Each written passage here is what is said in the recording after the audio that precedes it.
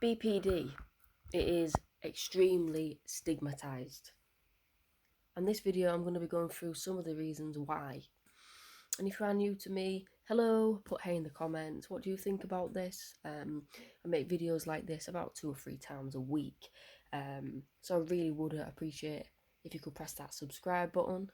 You will be notified on the next video when I upload it.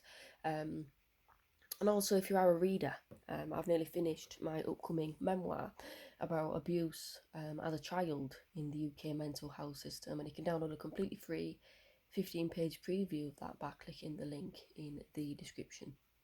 So yeah, BPD. It's a label that has been stuck on me in the past.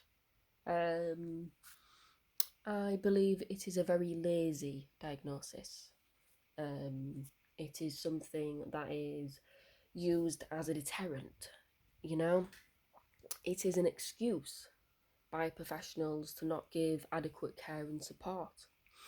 And what I mean by this is you just need to take a look at that SIM movement. I've done other videos on SIM.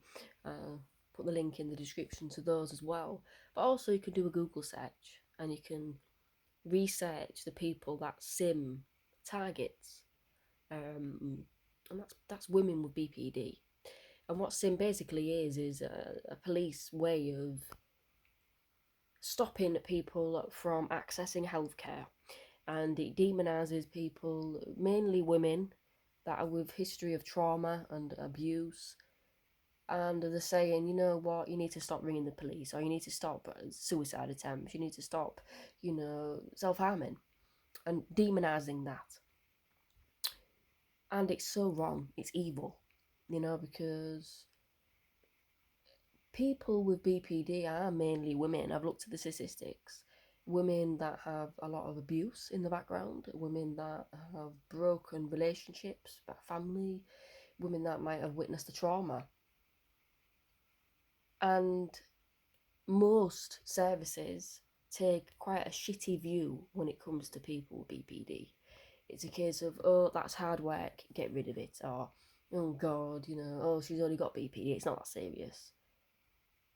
We need to really watch what we're saying, because people with BPD, I don't like that label, but people that have that label are human beings, okay? And it's trauma, I always say to professionals, I would much rather people refer to someone as trauma. It's trauma what we're dealing with here.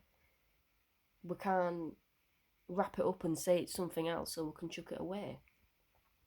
When I was given a BPD label about 5 years ago, 6 years ago, everything changed for me. Like, services didn't want to get involved with me. The charities were like, oh no, you're too complex and stuff. And it's a case of, when I didn't have that, they did.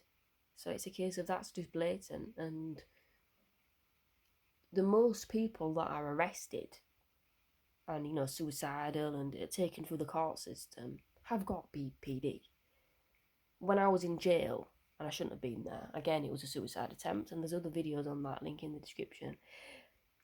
Everyone around me seemed to have BPD, or there was even some women there that had schizophrenia, and so it's a case of, it's just being pushed under the rug. Trauma can't go away like that. It takes years of intense therapy. It takes a long time to heal. Sometimes it's not healable. It really is a way of cutting corners. It's really a way of saying, oh, well, it's BPD, bye, we can't access treatment. Because it's money, isn't it? Because if someone says, right, that's trauma, we're going to need a therapist and we're going to need extensive counselling for many years, that's money. And this government is really quite set on cutting the resources for the most vulnerable people and shutting down all the mental health services. And so that, again, is part of that plan. Make it extremely hard for people to access services. And what better way to do that is cause a division.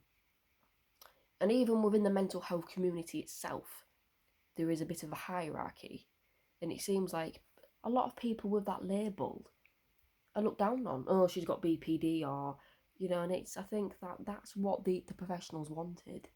They wanted us to play off each other, in that hierarchy. Oh, she's got BPD, she does this. It's sad because we're talking about a life. We're talking about someone that's going through trauma. We're talking about someone that might have had serious loss, abuse, neglect, and they're being treated as a number, or just a label. And unless we start to look at people as human beings, nothing will change. It needs to be less about labels and more about actually understanding people are human and everyone's individual. Not every single person with that condition is going to do that. Not every single person with that is going to do this. It's all very, very individualized, and that's not what professionals see. People paint it blatant.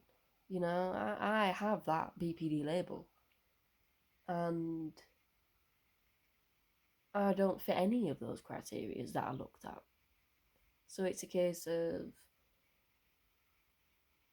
like I said, I think it's just an attempt to make people not access services, to make it more money saving.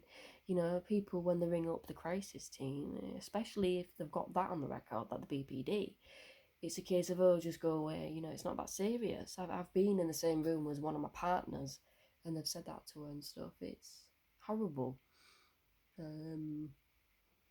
But yeah, I don't know what your thoughts are on this. I would really appreciate it if you could share some thoughts, because it's something that I've wanted to discuss with you lot for a while.